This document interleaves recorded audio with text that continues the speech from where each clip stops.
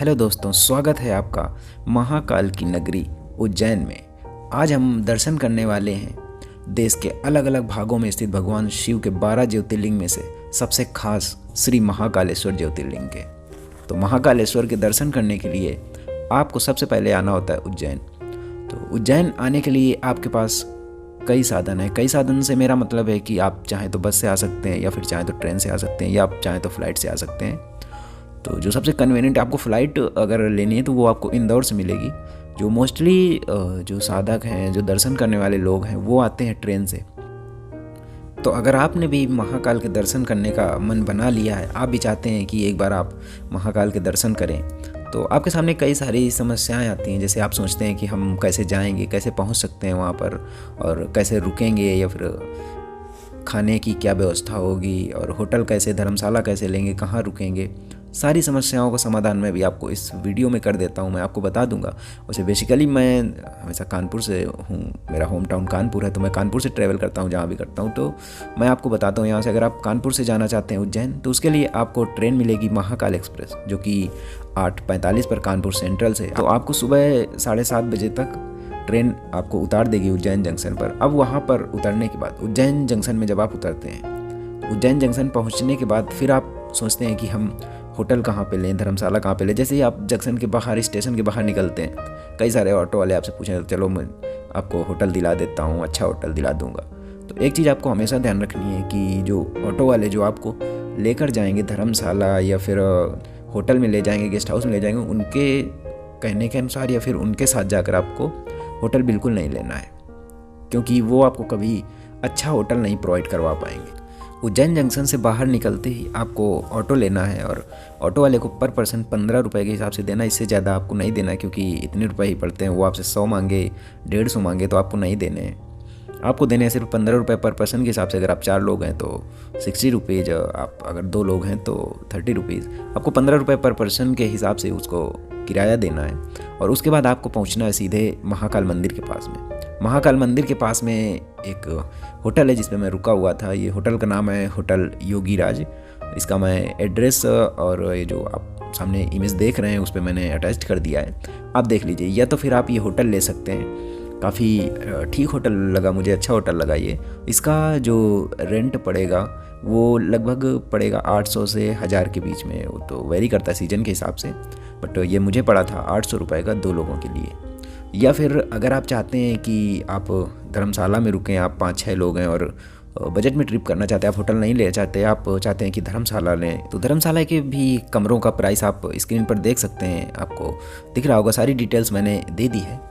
तो चलिए, अब आपका होटल हो गया, आपने होटल ले लिया, धर्मशाला ले ली, वहाँ पर रुक गए, आप नहा धुल लिए, और आपके बज गए, आपके नहाते धुलते हुए बज गए 9। अब 9 बजने के बाद आप क्या करते हैं, आप चलते हैं सीधे मंदिर की ओर। मंदिर में जो भी आपने बाईं तरफ देखा, ये जूतों का स्टैंड है, और यहाँ से अब हम चलते हैं अंदर की ओर।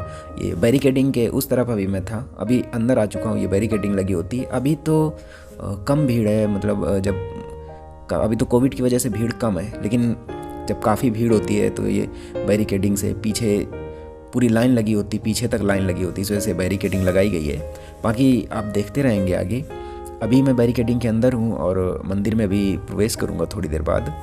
अभी तो चल रहा हूँ सामने से। और ये देखिए, ये जूता स्टैंड बना हुआ है, ये जूता स्टैंड उन लोगों के लिए है जो 250 रुपये की टिकट लेकर जो VIP दर्शन करते हैं, ठीक है। लेकिन अभी इस टाइम पे आपको VIP दर्शन करने की कोई ज़रूरत नहीं है, आप नॉर्मल दर्शन कर सकते हैं और भीड़ बिल्कुल भी नहीं होती है। आप खुद ही देख रहे हैं कि मोस्टली 2, 4, 6 लोग ही यहाँ पर दिख रहे हैं, और ज़्यादा भीड़ नहीं है जैसी भीड़ यहाँ पर होती है। सावन में तो बहुत ही ज़्यादा भीड़ होती है, बट इस टाइम पे अभी भीड़ नहीं है यहाँ पर। तो आप नॉर्मल दर्शन कर सकते हैं, ज़रूरी नहीं कि आप 250 रुपये का टिकट लेकर VIP दर्शन करें। और अगर आप चाहते हैं, वो जो मैंने अभी आपको जूता स्टैंड दिखाया था, जब आप वहाँ पर पहुँचते हैं तो आपको जूता रखने के लिए, फिर बैग रखने के लिए काफ़ी इंसिस्ट करते हैं। जो दुकान वाले होते हैं वो, सर मेरे यहाँ रख दीजिए, मेरे यहाँ रख दीजिए, ऐसा करके वो कहते हैं। तो जो मैंने ये प्रसाद का डिब्बा लिया हुआ है, अभी मैं आपको दिखाऊंगा कि ये जो मैंने एक डिब्बा लिया हुआ है प्रसाद का, वो ये डिब्बा वो लोग आपको देंगे 100 रुपये का, या फिर कोई कोई तो 150 का भी देता है। वही लोग जो लोग आपसे बोलेंगे कि आइए सर यहाँ पर रख दीजिए, यहाँ पर बैग रख दीजिए, जूते उतार दीजिए, आगे आपको नहीं जाने दिया जाएगा। तो उनसे तो बिल्कुल मत लीजिए वहाँ पर। जो रास्ते में आपको मंदिर में घुसने से पहले ही, मंदिर में घुसने का मेरा मतलब है कि जैसे ही आप मंदिर वाले रास्ते पर आएंगे तो वहाँ पर कई सारे लोग आपके पीछे पड़ जाएंगे। सर जूते उतार दीजिए और बैग रख दीजिए और प्रसाद फूल ले लीजिए। वो फूल की डलिया लिए रहते हैं और आपसे कहेंगे कि बस 5 रुपये का है, 5 रुपये का है, ये ले लीजिए। बट जब आप लेंगे तो वो आपको 5 रुपये की डलिया के साथ में जो फूलों की डलिया है वो तो आपको 5 की देंगे, लेकिन उसके बाद में आपको ये दे देंगे जो डिब्बा प्रसाद का है वो देंगे। 2 डिब्बे आपको देंगे। उसमें मुझे 2 डिब्बे देंगे। सर ये 100 का ये डिब्बा है, 100 का ये डिब्बा है, एक आप घर ले जाएंगे, एक का तो भोग लग जाएगा। बट मैंने कहा नहीं, मैं एक ही लूँगा, तो मैंने एक ले लिया। पर आपको क्या करना है, आपको करना ये है कि ये 100 को तो पहली बात तो बिल्कुल नहीं लेना है। अगर वो आपको 100 पहले ही आपको प्राइस वहाँ पर पूछ लेना है कि आप कितने का दे रहे हैं प्रसाद। अगर वो ये आपको 40 रुपये का प्रसाद का डिब्बा और 10 या 5 रुपये का फूल दे रहा है तो ही लें उससे। अदरवाइज आप अंदर थोड़ा सा आइए तो आपको काफ़ी और लोग मिल जाएंगे जो प्रसाद देने वाले, काफ़ी और दुकान वाले मिल जाएंगे जो आपको प्रसाद देंगे। तो आप उनसे आकर ले लीजिए। वो आपको 40 रुपये का डिब्बा और 10 रुपये के फूल यानी कि 50 रुपये का पूरा प्रसाद देंगे। तो आपको ये 100 रुपये का डिब्बा और 200 का डिब्बा लेने की कोई आवश्यकता नहीं। तो वहाँ से ये बात आप ध्यान रखिए, आप विशेष ध्यान रखिए, क्योंकि मुझे लगा ये बात बतानी ज़रूरी है। क्योंकि जब पहली बार जब लोग जाते हैं तो नए में ऐसे ही होता है कि वो दुकान वाले होते हैं, वो अपने हिसाब से प्राइस बताते हैं, 100 रुपये 150 रुपये। हालांकि कुछ लोगों से तो वो 200 तक बता देते हैं इसी डिब्बे के। बट आपको ऐसा नहीं करना है। आपको ये बात ध्यान रखनी है कि आपको प्रसाद कैसे लेना है। उसके बाद आप इसी तरह से अंदर चले आएंगे। बैरिकेडिंग आपको लगी मिलेगी और सभी जगह लिखा हुआ है कि इधर से रास्ता है, मंदिर के दर्शन के लिए इधर से रास्ता है। तो आपको रास्ते में भटकना नहीं पड़ेगा। हालांकि काफ़ी दूर तक तो आना पड़ेगा आपको। 10 से 15 मिनट तक लग जाएंगे। मंदिर जो मुख्य है, जहाँ पर दर्शन होते हैं, जो मुख्य द्वार है वहाँ का, तो वहाँ तक पहुँचने के लिए आपको 10 से 15 मिनट लग जाएंगे। और जो आप मेरे लेफ्ट साइड में देख रहे हैं बाईं तरफ, ये नवग्रह मंदिर है।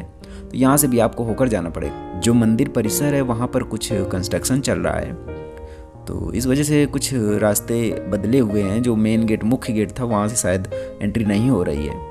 बट जो भी हो रही है सही है। ये यहाँ से ये मुख्य द्वार है जहाँ पर लिखा हुआ है कि श्री महाकालेश्वर दर्शन। और यहाँ से अब आप दर्शन करने वाले हैं। अब आपके साथ साथ हम भी दर्शन करने वाले हैं महाकाल का जो मुख्य जो शिवलिंग है यहाँ का, वहाँ के भी दर्शन करने वाले हैं हम लोग। और हमारे साथ साथ आप भी दर्शन कीजिए। ये यहाँ से जब आप पहुँचेंगे यहाँ पर, तो ये ऊपर से, यहाँ पर ऊपर कोई प्रसाद नहीं चढ़ता। यहाँ से आप सिर्फ दर्शन कर सकते हैं, देख सकते हैं। प्रसाद चढ़ाने के लिए अभी हम नीचे जाएंगे। नीचे जाने के बाद फिर वहाँ पर प्रसाद भी चढ़ेगा और वहाँ से और ज़्यादा पास से दर्शन करेंगे। तो यहाँ पर आप खुद ही देख रहे हैं कि अभी ज़्यादा भीड़ भाड़ नहीं है। अभी तो शायद कोविड की वजह से काफ़ी कम भीड़ है। और जबकि मैं सोमवार के दिन गया हुआ था तो भी ज़्यादा भीड़ नहीं है, बस नॉर्मल सी भीड़ है। इतनी भीड़, इसको भीड़ नहीं कहते हैं, ये तो नॉर्मल से कुछ भक्तगण हैं बस। भीड़ तो होती है जब कभी सावन के सोमवार होते हैं, और सावन के महीने में तो पूरे दिन यहाँ पर भीड़ रहती है जब तक पूरा सावन होता है। और सोमवार के दिन तो पैर रखने की भी जगह नहीं होती है। बट अभी आप देख रहे हैं कि ज़्यादा भीड़ नहीं है और यहाँ पर आप प्रसाद चढ़ा सकते हैं। सामने देख सकते हैं, सामने मुख्य मंदिर है और ऊपर जो टीवी जो स्क्रीन लगी हुई है वहाँ पर से आप लाइव दर्शन कर सकते हैं। या फिर आप सामने से जब दर्शन करने हैं तो ऊपर टीवी में भी आप दर्शन कर सकते हैं अगर आपको सामने दिखाई नहीं दे रहा है, भीड़ काफ़ी है। और अभी आप सामने मंदिर देख रहे हैं वो महाकालेश्वर का मंदिर है। महाकाल की जो मुख्य जो मंदिर है, मुख्य दर्शन जहाँ पर किए जाते हैं, वो मंदिर सामने है।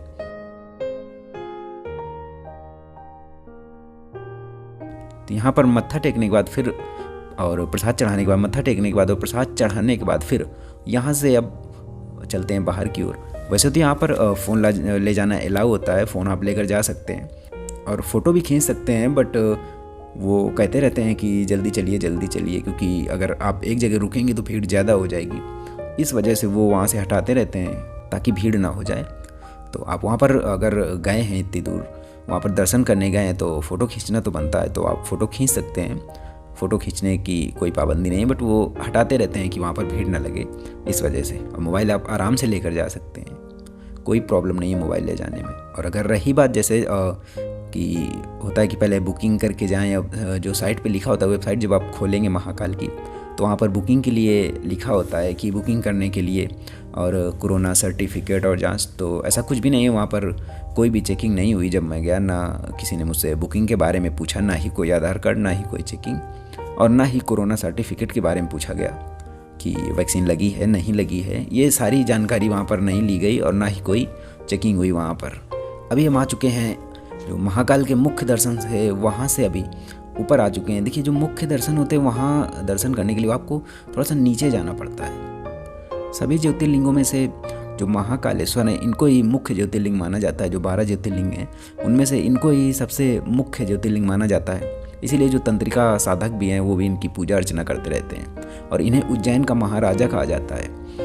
कहते हैं कि यहाँ पर जो उज्जैन का महाराजा इन्हें कहा जाता है। और ये मैंने एक बात सुनी है, ऐसा कहते हैं कि रात में यहाँ पर जो भी राज्य का कोई राज्य या फिर केंद्र का कोई भी अध्यक्ष, राष्ट्र अध्यक्ष या मंत्री या प्रधानमंत्री या मुख्यमंत्री, कोई भी यहाँ पर रात में नहीं रुकता है। क्योंकि ऐसा बोलते हैं कि अगर कोई इनके अलावा कोई राजा अगर यहाँ पर रात में रुकता है तो वो उसकी मौत हो जाती है, इस तरह से बोला जाता है। बट सच्चाई क्या है वो हमें नहीं पता, लेकिन ऐसा कहा जाता है, ऐसी मान्यता है तो हमें मानना पड़ेगा। यहाँ पर परिसर में कई सारे मंदिर बने हुए हैं, ढेरों मंदिर बने हुए पूरे परिसर में, बट अभी कुछ मंदिर बंद हैं और कुछ खुले हुए हैं क्योंकि पूरे परिसर में कंस्ट्रक्शन चल रहा है, तो इस वजह से रास्ता बहुत अटपटा सा बना हुआ है। अब ये देखिए, यहाँ से हम लड्डू लेते हैं। जो लड्डू का प्रसाद है वो आपको मिलता है 35 रुपये, 70 रुपये, 130 रुपये, जिस तरह से आप लेना चाहें तो वो डिब्बा मिलता है। भोग लगा हुआ प्रसाद वो आप घर ले जा सकते हैं, या फिर अगर किसी को बांटना है तो थोड़ा थोड़ा आप दे सकते हैं वो प्रसाद यहाँ से लेने के लिए। तो मैंने प्रसाद ले लिया था यहाँ से। और उसके बाद देखिए, जब आप दर्शन कर लेते हैं पूरे परिसर में, आप घूम लेते हैं थोड़ी देर, वैसे तो वो परिसर से हटाने लगते हैं क्योंकि ज़्यादा देर वहाँ पर रुकने नहीं देते, क्योंकि भीड़ ज़्यादा हो जाती है, तो रुकने में वो मना करते हैं रुकने के लिए कि आप निकल यहाँ से। तो पूरे परिसर से बाहर निकलने के बाद और महाकाल के दर्शन करने के बाद अब सीधे आप बाहर निकल पहुँचेंगे। तो हम अभी बाहर निकल के पहुँच चुके हैं। सामने हमारे जो बड़ा गणेश जी मंदिर, यहाँ पर बड़ा गणेश मंदिर है। बड़ा गणेश मंदिर के दर्शन करेंगे हम लोग, और उसके बाद फिर चलेंगे भारत माता मंदिर के पास। ये मंदिर जो महाकालेश्वर मंदिर है उसके थोड़ी सी दूर में, आप जब पीछे, बिल्कुल पीछे ही बना हुआ है, बट रास्ते से जब आप चल के जाएंगे तो ये आपको 100 से 200 मीटर की दूरी पर पड़ेगा। तो उसके बाद महाकालेश्वर के दर्शन के बाद फिर आपको यहाँ पर आना है दर्शन करने के लिए और यहाँ पर घूमने के लिए। ये मंदिर अभी नया बनाया गया है और इसका परिसर बहुत ही अच्छा है। यहाँ पर काफ़ी जगह है यहाँ पर बैठने के लिए। आप यहाँ पर आकर बैठ सकते हैं, यहाँ पर आराम कर सकते हैं आप आकर, और यहीं पे घूम सकते हैं आप। यहाँ पर फ़ोटो क्लिक कर सकते हैं। फ़ोटो क्लिक करने के लिए एक बहुत ही अच्छी जगह है ये। यहाँ पर आइए, आने के बाद फिर दर्शन कीजिए भारत माता के। और यहीं पर अभी जो आप देख रहे थे वो महाकालेश्वर जो भक्त निवास है वो बना हुआ है। तो यहाँ पर रुकने के लिए आप चाहें तो भक्त निवास में रुक सकते हैं, लेकिन इस पर डिपेंड करता है कि वो जगह खाली है या नहीं खाली है। तो यहाँ पर करते हैं दर्शन, और दर्शन करने के बाद फिर यहाँ से निकलते हैं बाहर की ओर। ये देखिए कितना प्यारा मंदिर बना हुआ है, बहुत ही सुंदर मंदिर बनाया गया है यहाँ पर। तो महाकालेश्वर के दर्शन के बाद फिर आप यहाँ पर आकर दर्शन कर सकते हैं। और ये जो भी आप भारत का मैप देख रहे हैं, इंडिया का मैप जो आप देख रहे हैं सामने, यहाँ पर शिवलिंग रखे हुए हैं। जहाँ जहाँ पर ज्योतिर्लिंग स्थापित है वहाँ पर इस नक्शे पर शिवलिंग रख के बताया गया है कि कहाँ कहाँ पर ज्योतिर्लिंग स्थापित है। भारत माता मंदिर में दर्शन करने के बाद अब हम लोग चलेंगे जो विक्रमादित्य का टीला है, जो विक्रम टीला है, वहाँ पर देखने के लिए। विक्रमादित्य जहाँ से न्याय किया करते थे अपने सिंहासन में बैठकर, तो वहाँ अब हम चलेंगे, वहाँ पर चल के देखते हैं। एक बात मैं आपको बता दूँ, मैंने सुना था ऐसा कि जो महाकाल की जो भस्म आरती होती है, अभी तो मतलब आरती तो रोज़ होती है, बट अभी बुकिंग बंद है। पहले बुकिंग हुआ करती थी स्पेशल भस्म आरती के लिए, पहले बुकिंग होती थी, बट वो अभी बंद है। लेकिन मैंने सुना है कि भस्म आरती जो होती है वो कहते हैं कि पहली जो चिता जलती है सुबह, सबसे सुबह जो पहली चिता जलती है उसकी जो राख होती है उससे भस्म आरती की जाती है, ऐसा मैंने सुना है। अगर आपने भी सुना है ये चीज़, आपने ये चीज़ सुनी है, ये बात सुनी है, तो मुझे कमेंट करके बताएं कि आपने कौन सी बात सुनी है, क्या ये बात सही है या ऐसे ही कहा जाता है। तो ये कमेंट करके मुझे ज़रूर बताएं। बाकी अभी चलते हैं विक्रमादित्य के पास, जब आप मंदिर से थोड़ा सा पीछे आएंगे तो ये आपको इस तरह का दरवाज़ा मिलेगा बिल्कुल रास्ते के किनारे। और यहाँ पर आइए, बहुत ही प्यारी जगह है ये विक्रमादित्य का जो टीला, जहाँ पर ये कहते हैं कि यहाँ पर बैठकर वो न्याय किया करते थे और हमेशा सही न्याय करते थे यहाँ पर बैठकर। और काफ़ी अच्छी जगह है ये, देखिए कितनी सुंदर जगह है ये। तो वहाँ से भारत माता मंदिर से दर्शन करने के बाद और महाकालेश्वर के दर्शन करने के बाद आप यहाँ पर आ सकते हैं। यहाँ पर आकर आप अपना समय बिताइए, आपको काफ़ी अच्छा महसूस होगा। एक काफ़ी अच्छी जगह है ये। और यही, अगर आपने एक दिन का टूर बनाया है, एक दिन का प्लान बनाया है यहाँ पर आने का, और आप सुबह आकर शाम को वापस जाना चाहते हैं, तो आप ये सिर्फ यही लोकल प्लेस या आसपास की जो मंदिर के आसपास जो स्थान है वही घूम सकते हैं। लेकिन अगर आपने 2 दिन का प्लान बनाया है, अगर आप 2 दिन के लिए आए हैं, मतलब 2 दिन का मतलब है कि आप एक रात रुकेंगे, 1 नाइट और 2 डेज का आपने प्लान बनाया है, तो आप ये भी प्लेस घूम सकते हैं। और जो बाहर की प्लेसेस हैं जैसे काल भैरव मंदिर और भी कई सारे स्थान हैं, वो घूमने के लिए आपको एक दिन ज़रूर रुकना पड़ेगा। तो पहले अभी देखते हैं, ये देखिए, ये जो अभी सामने आप देख रहे हैं, ये पुतलियाँ हैं जो विक्रमादित्य थे उनकी ये पुतलियाँ हैं। पुतलियाँ थी ने वो जो क्वेश्चन पूछा करती थी विक्रमादित्य से और विक्रमादित्य उनका सही आंसर देते थे, वही पुतलियाँ जिन्होंने राजा भोज को बैठने नहीं दिया था सिंहासन पर, ये वही पुतलियाँ हैं। तो सभी पुतलियों के बारे में लिखा हुआ है यहाँ पर कि कौन सी पुतली है और कौन सी पुतली ने कौन सा क्वेश्चन पूछा था, वो सारी चीज़ें यहाँ पर लिखी हुई हैं। मैं आपको बता रहा था कि अगर आप इन प्लेसेस के अलावा, इन स्थानों के अलावा अगर आप बाहर के और भी स्थानों के दर्शन करना चाहते हैं तो उसके लिए आपको ऑटो करना पड़ता है और आपको एक दिन का टाइम और लेना पड़ता है, यानी कि एक 1 नाइट आपको यहाँ पर रुकना पड़ता है, एक रात के लिए यहाँ पर रुकना पड़ता है। तब आप सभी प्लेसों के जो सभी स्थान हैं उनके दर्शन कर सकते हैं। अगर आप चाहें तो एक दिन में भी आपका टूर कंप्लीट हो जाएगा, आप सभी स्थानों के दर्शन कर लेंगे, लेकिन फिर क्या फ़ायदा होगा कि आप जल्दी जल्दी में सभी स्थानों के दर्शन करें। तो वैसे तो एक दिन में हो जाएगा, बाकी आपकी मर्ज़ी, अगर आप चाहें तो एक रात के लिए रुक भी सकते हैं, या फिर आप चाहें तो सुबह आकर और शाम को 5 से 6 बजे की ट्रेन बुक कर लीजिए और यहाँ से आप वापस जा सकते हैं। तो वैसे भी आपकी ट्रिप हो जाएगी और आपके जो आपका मेन जो मन था आपका महाकाल के दर्शन करने का, वो भी आपकी इच्छा पूरी हो जाएगी और आसपास के स्थानों के दर्शन भी आप कर लेंगे आराम से।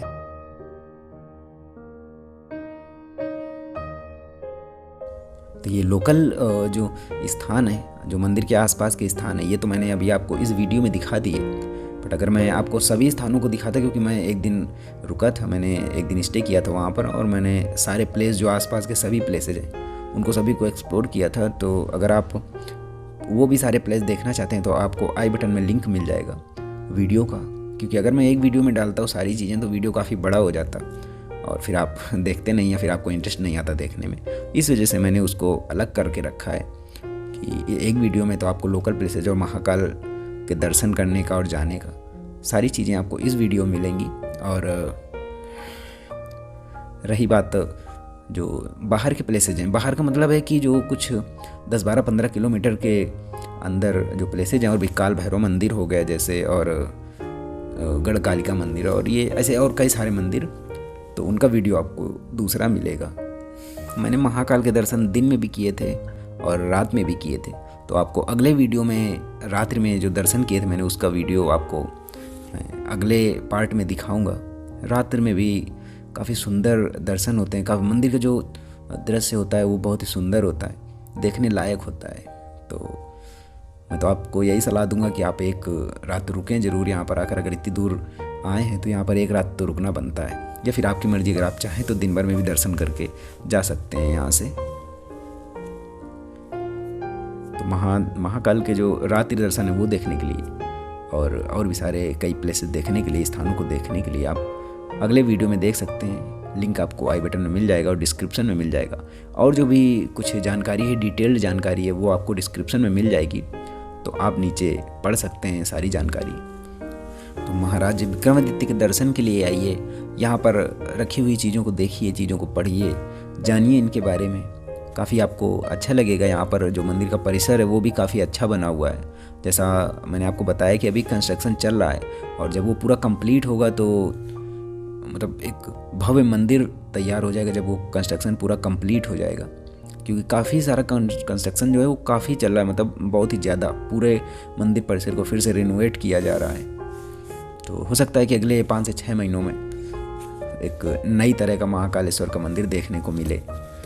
तो यहाँ पर आप आइए, एंजॉय कीजिए, दर्शन करिए महाराज विक्रमादित्य के। और फिर यहाँ से दर्शन करने के बाद अब हम चलते हैं सीधे राम घाट की ओर। राम घाट यहाँ से लगभग 1 किलोमीटर की दूरी पर है। अभी हम हैं जो विक्रमादित्य के पास जो चौराहा है वहाँ पर, और यहाँ से हम पैदल पैदल ही जाएंगे सीधे। अभी तो शाम हो गई है, आप चाहें तो दिन में भी आ सकते हैं, दिन में भी आप राम घाट जा सकते हैं, बट अभी शाम हो गई है हमको घूमते घूमते। और मैंने एक दिन का स्टे किया है, 1 रात का। तो मैं आरती देखने के लिए राम घाट जा रहा हूँ। अभी मैं पहुँच चुका हूँ राम घाट पर। काफ़ी अच्छा घाट बना हुआ है और रोज़ शाम को यहाँ पर आरती होती है, तो आरती भी काफ़ी अच्छी देखने लायक होती है। अभी मैं दिखाऊंगा आपको आरती।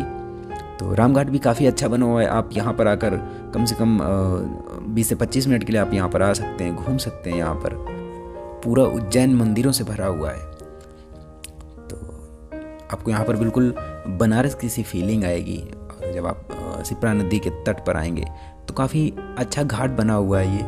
यहाँ पर आप चाहें तो वोटिंग भी कर सकते हैं। वोटिंग करने के कुछ चार्जेज होते हैं अलग अलग, 50 रुपये, 100 रुपये, 80 रुपये।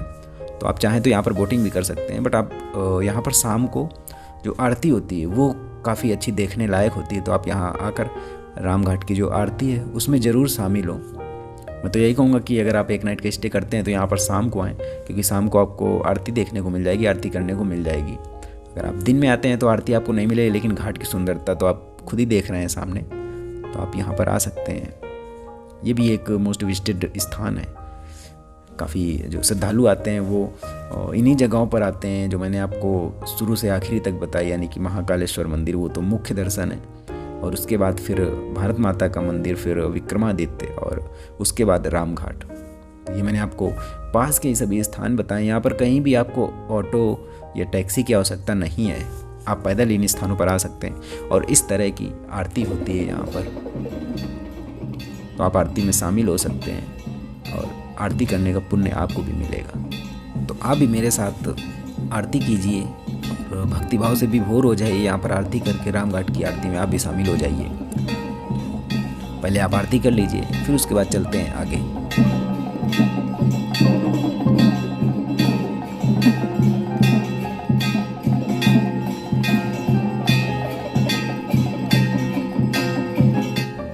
राम घाट की एक विशेषता ये भी है कि यहाँ पर हर 12 वर्ष के बाद कुंभ मेला लगता है, जहाँ पर ढेरों श्रद्धालु आते हैं और वो इसी घाट में स्नान करते हैं।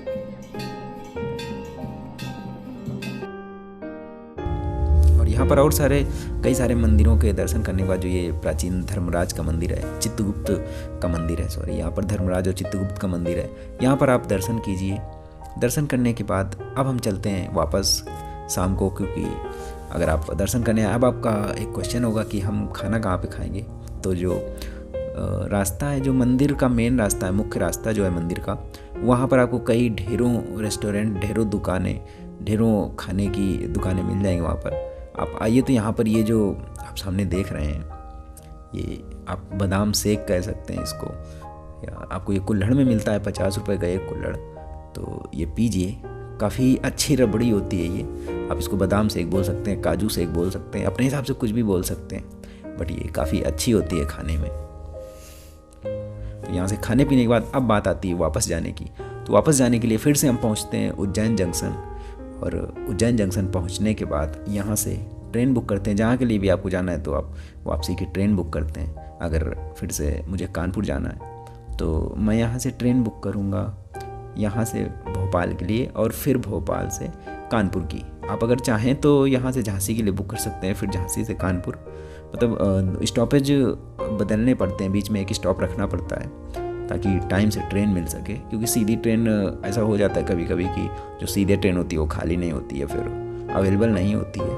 तो इस वजह से मैंने जो यात्रा करी वो स्टॉपेज लेके करी थी। मैंने एक स्टॉप बदला था भोपाल का, मतलब यहाँ से उज्जैन से मैं पहले भोपाल गया और फिर भोपाल से सीधे कानपुर। कृपया ध्यान दीजिए, गाड़ी संख्या 201003 Lokmanya Tilak terminus Gorakhpur express Lokmanya Tilak terminus से चलकर झांसी कानपुर सेंट्रल के रास्ते गोरखपुर को जाने वाली प्लेटफॉर्म क्रमांक 2 पर आ चुकी है। भोपाल स्टेशन पर यात्रियों का स्वागत है। धन्यवाद। तो आई होप कि आपको वीडियो पसंद आया होगा, और अगर आप वीडियो पसंद आया है तो आपके विचारों का मैं तहे दिल से स्वागत करता हूँ। कमेंट में मुझे बताइए जो भी आप बताना चाहें, अपने विचारों को शेयर करना चाहें मेरे साथ। बाकी दूसरा वीडियो देखने के लिए आपको आई बटन में लिंक और डिस्क्रिप्शन में लिंक मिल जाएगा, तो उससे और भी प्लेसों को आप देखिए और भी स्थानों को देखिए। और मिलते हैं आपसे अगले वीडियो में, तब तक के लिए जय महाकाल।